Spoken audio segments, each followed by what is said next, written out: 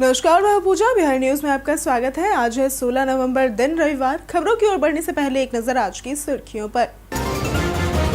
SIR model से बिहार चुनाव बना ऐतिहासिक। पहली बार किसी बूथ पर नहीं हुई हिंसा, पुनर्मतदान की भी नहीं पड़ी जरूरत। बीपीएससी टीआरई 4 को लेकर बड़ी अपडेट। नए मानकों पर सभी जिलों को देना होगा आरक्षण रोस्टर। 7 जिलों ने पूरी कर ली है प्रक्रिया। बिहार चुनाव में जनजी उम्मीदवारों ने की धमाकेदार एंट्री। मैथिली ठाकुर ने सबसे कम उम्र की महिला विधायक बनने का बनाया रिकॉर्ड। 30 वर्षीय सभी 3 प्रत्याशी रहे विजयी। सोनपुर मेले में चमके सिंधी नस्ल के घोड़े। 5 प्रतियोगिताओं में जीत चुका है AK-56। बाबर नाम का घोड़ा है उत्तर प्रदेश व बिहार का चैंपियन। बिहार विधानसभा में हुई महिलाओं की बड़ी जीत। 29 महिला उम्मीदवार रही विजयी। एनडीए ने 35 महिलाओं को दिया था टिकट। चुनाव आयोग ने 3 लाख नए वोटरों का दिया स्पष्टीकरण। कांग्रेस ने वोटर लिस्ट पर उठाए थे सवाल। नियमों के अनुसार अंतिम तिथि से 10 दिन पहले तक जुड़वा सकते थे नाम। राजस्थान रॉयल्स ने जडेजा को खरीदा। 14 करोड़ रुपए रही ट्रेड प्राइस। सीएसके ने उन्हें 18 करोड़ में किया था रिटेन। चलिए अब बढ़ते हैं अब तक की 25 बड़ी खबरों की ओर विस्तार से। एम्स CRE 4 भर्ती के लिए 2 दिसंबर तक करे आवेदन। अखिल भारतीय आयुर्विज्ञान संस्थान ने CRE 4 भर्ती जारी की है, जिसके तहत देश भर के एम्स और अन्य बड़ी अस्पतालों में 1300 plus non faculty group B व C पद भरे जाएंगे। आवेदन 14 नवंबर 2025 से शुरू है और अंतिम तिथि 2 दिसंबर 2025 है। परीक्षा 22 से 24 दिसंबर के बीच CBT मोड में होगी, जिसमें 100 प्रश्न 400 अंकों के पूछे जाएंगे और 1/4 नेगेटिव मार्किंग होगी। सामान्य ज्ञान, कंप्यूटर और डोमेन आधारित प्रश्न शामिल होंगे। क्वालिफाइंग अंक UR व EWS के लिए 40%, ओबीसी के लिए 35%, SC ST व PWBD के लिए 30% है। आवेदन शुल्क जनरल और ओबीसी के लिए 3000 तथा SC ST व EWS के लिए 2400 रुपए है। एसआईआर मॉडल से बिहार चुनाव बना ऐतिहासिक। बिहार विधानसभा चुनाव 2025 में एसआईआर प्रक्रिया ने पूरे चुनावी माहौल को बदल दिया। शुद्ध मतदाता सूची, शांतिपूर्ण मतदान और रिकॉर्ड भागीदारी इसकी मुख्य उपलब्धियां रही। 22 लाख मृत, 36 लाख राज्य छोड़ चुके और 7 लाख डुप्लीकेट नाम हटाने से सूची विवाद मुक्त रही। पहली बार किसी बूथ पर हिंसा या मृत्यु नहीं हुई और पुनर्मतदान की जरूरत नहीं पड़ी। तकनीकी सत्यापन, कड़ी निगरानी और सुरक्षा व्यवस्था ने चुनाव को पारदर्शी और भरोसेमंद बनाया। इस मॉडल को अब 12 अन्य राज्यों में अपनाने की तैयारी है, जिससे आगामी चुनाव अधिक सुगम और विश्वसनीय बन सके। बीपीएससी टीआरई 4 को लेकर बड़ी अपडेट आई सामने। बीपीएससी टीआरई 4 को लेकर एक नया अपडेट जारी हुआ है, जिसमें सभी जिलों से नए मानकों पर आरक्षण रोस्टर देने की मांग की गई है। इस क्रम में 38 में से 31 जिलों ने अभी तक नए मानकों पर आरक्षण रोस्टर नहीं दिया है। वहीं 7 जिलों से रोस्टर आ चुका है। आपको बता दें कि चौथे चरण की शिक्षक भर्ती प्रक्रिया में नए आरक्षण रोस्टर का पालन करना अनिवार्य है और आयोग भी इसलिए काफी सख्त है। बिहार विधानसभा चुनाव से पहले ही शिक्षा मंत्री ने प्रेस कॉन्फ्रेंस में यह साफ कर दिया था कि टीआरई 4 परीक्षा के द्वारा 27,000 से भी अधिक शिक्षकों की नियुक्ति होगी और इसके लिए परीक्षा की तिथि की भी घोषणा कर दी गई थी। तो अगर आप भी बीपीएससी टीआरई 4 की तैयारी कर रहे हैं तो लिख पढ़ ऐप पर आपको मिलेगा सभी टीआरई 4 के सभी वर्गों एवं विषयों के लिए फ्री मॉक पेपर्स और सॉफ्ट पेपर्स। बिहार चुनाव में जनजी उम्मीदवारों ने की धमाकेदार एंट्री। 2025 के बिहार चुनाव में रिकॉर्ड तोड़ वोटिंग के साथ जनजी उम्मीदवारों की जोरदार एंट्री देखी गई। मैथिली ठाकुर ने 25 वर्ष में जीतकर सबसे कम उम्र की महिला विधायक बनने का रिकॉर्ड बनाया। रवीना कुशवाहा और शिवानी शुक्ला जैसे युवा उम्मीदवार राजनीतिक प्रभाव या पारिवारिक पहचान के बावजूद हार गई। दीपू यादव मात्र 27 वोटों से पराजित हुए, जबकि 29 वर्षीय सभी प्रमुख उम्मीदवार हार गए। इसके विपरीत 30 वर्षीय सभी 3 प्रत्याशी विजयी रहे। चुनाव ने दिखाया कि युवाओं के लिए राजनीति के दरवाजे अधिक खुल रहे हैं और भविष्य में उनकी भूमिका और मजबूत होगी। बिहारी बर्थडे स्पेशल में आज बात होगी चित्रगुप्त श्रीवास्तव की। बिहारी बर्थडे स्पेशल में आज बात करेंगे चित्रगुप्त श्रीवास्तव की, जो कि हिंदी और भोजपुरी सिनेमा के प्रमुख संगीत निर्देशक थे। बिहार के गोपालगंज जिले में जन्मे चित्रगुप्त ने अपने करियर में मुख्यतः गीतकार मजरूह सुल्तानपुरी के साथ काम किया। लता मंगेशकर ने उनके निर्देशन में लगभग 240 गीत गाए, जिनमें कई लोकप्रिय एकल भी शामिल है। किशोर कुमार और लता द्वारा गाए मचलती हुई हवा में छमछम जैसे गीत विशेष रूप से प्रसिद्ध हुए। उन्होंने किशोर कुमार से पायल वाली देखना और अगर सुन ले कोई नगमा जैसे सफल गीत भी रिकॉर्ड कराए। उनके बेटे आनंद मिलिंद भी जाने माने संगीत निर्देशक हैं। चुनाव आयोग ने 3 लाख नए वोटरों का दिया स्पष्टीकरण।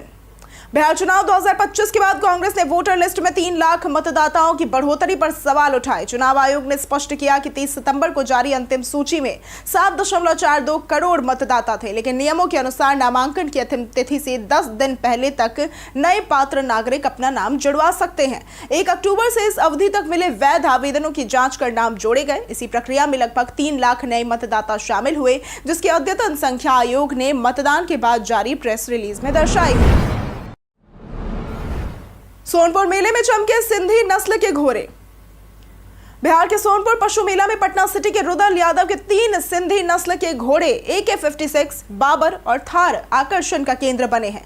AK-56 की ऊंचाई 66 इंच है। ये 5 प्रतियोगिताएं जीत चुका है और इसकी विशेष डाइट तथा 42 किलोमीटर प्रति घंटे की रफ्तार चर्चा में है।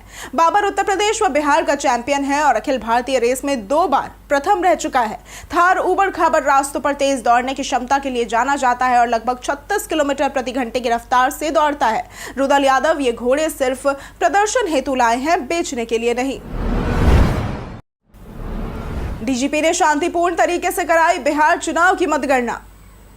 बिहार विधानसभा चुनाव में मतगणना से पहले और दौरान राज्य में अभूतपूर्व सुरक्षा इंतजाम किए गए। आरजेडी एमएलसी सुनील सिंह के भड़काऊ बयान पर पटना साइबर थाने में FIR दर्ज की गई। डीजीपी विनय कुमार ने खुद रात भर निगरानी की और सुरक्षा को जमीन, आसमान और साइबर स्पेस तक विस्तारित किया। डिजिटल मॉनिटरिंग सेल 24 घंटे सक्रिय रही और अफवाह फैलाने वालों पर कड़ी नजर रखी गई। पूरे राज्य में अलर्ट, सार्वजनिक स्थानों पर सघन चेकिंग, डॉग स्क्वाड और मेटल डिटेक्टर तैनात रहे। डीजीपी ने कई महत्वपूर्ण स्थानों का दौरा कर नागरिक सुविधा और चुनाव की अखंडता सुनिश्चित की। सर्दियों में कर सकते हैं बिहार के ये 5 हिल स्टेशन घूमने का प्लान। सर्दियों में बिहार के कई खूबसूरत हिल स्टेशन घूमने लायक है। गयाजी जिले का रामशिला हिल प्राकृतिक सुंदरता और धार्मिक महत्व के लिए प्रसिद्ध है। प्रागबोधि हिल डुंगेश्वरी भगवान बुद्ध की साधना स्थल के रूप में जाना जाता है। गुरपा हिल की अगर बात करें तो यह महाकश्यप के निर्वाण स्थल और गुरुपद मंदिर के कारण विशेष है। राजगीर का घोड़ा कटोरा झील पहाड़ियों से घिरा शांत स्थान है, जहां बोटिंग का आनंद लिया जा सकता है। प्रेतशिला हिल पिंडदान और पितृतर्पण के लिए प्रसिद्ध पवित्र स्थल माना जाता है और यह सभी जगह सर्दियों में प्राकृतिक और आध्यात्मिक सौंदर्य का अनोखा अनुभव कराती है। बिहार विधानसभा में हुई महिलाओं की बड़ी जीत। 2025 बिहार विधानसभा चुनाव में 29 महिला उम्मीदवार विजयी रही, जिनमें 26 एनडीए और 3 राजद से थी। एनडीए ने 35 महिलाओं को टिकट दिया था, पर एक पर्चा रद्द होने से 34 मैदान में रही। भाजपा और जदयू की 10-10, लोजपा की 3, हम की 2 और रालोमो की 1 महिला जीती। सबसे बड़ी जीत औराई से भाजपा की रमा निषाद को मिली। श्रेयसी सिंह ने जमुई से 54,000 से अधिक वोटों से विजयी पाई, जबकि जदयू की लेशी सिंह ने धमदाहा से 55,000 से भी ज्यादा वोटों से अपनी जीत दर्ज की। 25 वर्षीय मैथिली ठाकुर की अगर बात करें तो ये सबसे युवा महिला विधायक बने। जाने कितने घंटे फ्लाइट लेट होने पर मिलेगा रिफंड। फ्लाइट अक्सर देरी या कैंसिल होने पर यात्रियों को परेशानी होती है। डीजीसीए के नियमों के अनुसार यदि फ्लाइट 4 घंटे या अधिक लेट हो तो यात्री अगली फ्लाइट चुन सकते हैं या पूरा रिफंड ले सकते हैं। तकनीकी खराबी, स्टाफ की कमी या एयरलाइन की गलती पर टिकट का पूरा पैसा लौटाया जाता है। 2 से 3 घंटे की देरी पर खाने पीने की सुविधा और 6 घंटे से अधिक देरी पर पहले से जानकारी देनी होती है। छोटी सी देरी पर 5,000 से 10,000 तक मुआवजा या बेस फेयर मिल सकता है। रिफंड वहीं से मांगा जाता है जहां से टिकट बुक किया गया हो। मनोज बाजपेयी ने बताई द फैमिली मैन 3 से जुड़ी खास बातें। मनोज बाजपेयी बताते हैं कि वे नई स्क्रिप्ट को लेकर हमेशा नर्वस रहते हैं और निर्देशक राज डीके के साथ लगातार चर्चा करते हैं। 4 साल बाद द फैमिली मैन 3 में लौटते समय भी तैयारी और तनाव दोनों रहे।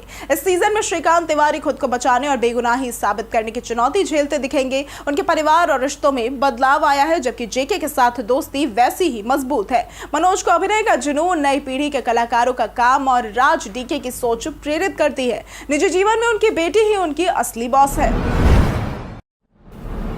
बिहार सरकार की ये योजना बेरोजगार युवाओं के लिए बनी उम्मीद की किरण। बिहार सरकार के मुख्यमंत्री स्वयं सहायता भत्ता योजना 20 से 25 वर्ष के बेरोजगार 12वीं पास और राज्य के स्थायी निवासी युवाओं को 2 साल तक 1,000 रुपए प्रति माह आर्थिक सहायता देती है। ये योजना नौकरी खोजने में सहयोग के साथ भाषा, संचार कौशल और बेसिक कंप्यूटर का मुफ्त प्रशिक्षण भी उपलब्ध कराती है और लाभार्थी किसी सरकारी नौकरी, स्वरोजगार या अन्य सरकारी योजना के लाभार्थी नहीं होने चाहिए। आवेदन के लिए आधिकारिक वेबसाइट पर नए पंजीकरण, OTP सत्यापन और लॉगिन कर सभी आवश्यक विवरण भरकर फॉर्म जमा करना होता है।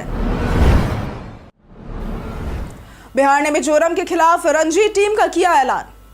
पटना में 16 से 19 नवंबर 2025 तक होने वाले रणजी ट्रॉफी मुकाबले यानी कि बिहार बनाम मिजोरम के लिए बिहार क्रिकेट एसोसिएशन ने 14 सदस्यीय टीम की घोषणा की है। सीनियर चयन समिति द्वारा स्वीकृत टीम में कप्तान साकिबुल गनी सहित मंगल महरौर, कुमार रजनीश, आयुष लोहारुका, बिपिन सौरभ, सूरज कश्यप, हिमांशु सिंह, अमोद यादव, सुमन कुमार, मलय राज, आशीष कुमार, पीयूष कुमार सिंह, सचिन कुमार और खालिद आलम शामिल है। टीम ने मोइनुल हक स्टेडियम में गहन अभ्यास कर तैयारियां की हैं। बिहार घरेलू परिस्थितियों का लाभ उठाकर बेहतर प्रदर्शन का लक्ष्य रखता है। मीडिया से कवरेज और समर्थन का आग्रह किया गया है। जाने आज कैसा रहेगा बिहार के मौसम का मिजाज। बिहार में मौसम ने अचानक करवट लेते हुए ठंड तेजी से बढ़ा दी है। पटना, गया, रोहतास सहित कई जिलों में नवंबर के मध्य में ही रात का तापमान 11 डिग्री तक गिर गया, जो आमतौर पर दिसंबर व जनवरी में देखा जाता है। हवा की शुष्कता और उत्तर पश्चिमी बर्फीली हवाएं ठंड को और तीखा बना रही है। जम्मू कश्मीर और हिमाचल में बर्फबारी के कारण ठंडी हवाएं मैदानी इलाकों तक पहुंच रही है। मौसम विभाग ने 15 जिलों में अगले 72 घंटों तक ठिठुरन बढ़ने की चेतावनी दी है और अनुमान है कि कुछ क्षेत्रों में तापमान 8 से 9 डिग्री तक भी जा सकता है। जीत के बाद सीएम आवास पर नेताओं की बैठक का सिलसिला हुआ शुरू।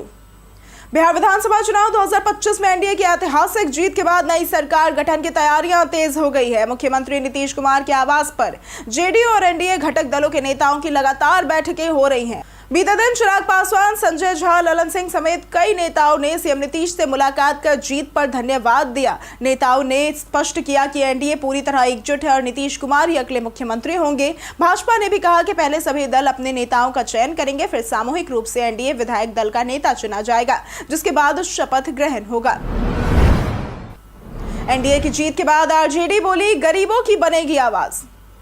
बिहार विधानसभा चुनाव में आरजेडी के नेतृत्व वाले महागठबंधन को बड़ी हार मिली है। आरजेडी ने एक्स पर कहा कि वो गरीबों की आवाज उठाती रहेगी और सेवा की इस यात्रा में हार जीत तो सामान्य बात है। दूसरी ओर मुख्यमंत्री नीतीश कुमार और प्रधानमंत्री नरेंद्र मोदी के नेतृत्व में एनडीए ने शानदार प्रदर्शन करते हुए 202 सीटें जीती, जो 2010 के रिकॉर्ड 206 से केवल 4 कम है। इस बार भाजपा को 89, जदयू को 85, लोजपा रामविलास को 19, हम को 5 और रालोमो को 4 सीटें मिली। 2020 की तुलना में एनडीए को 77 सीटों का फायदा हुआ है।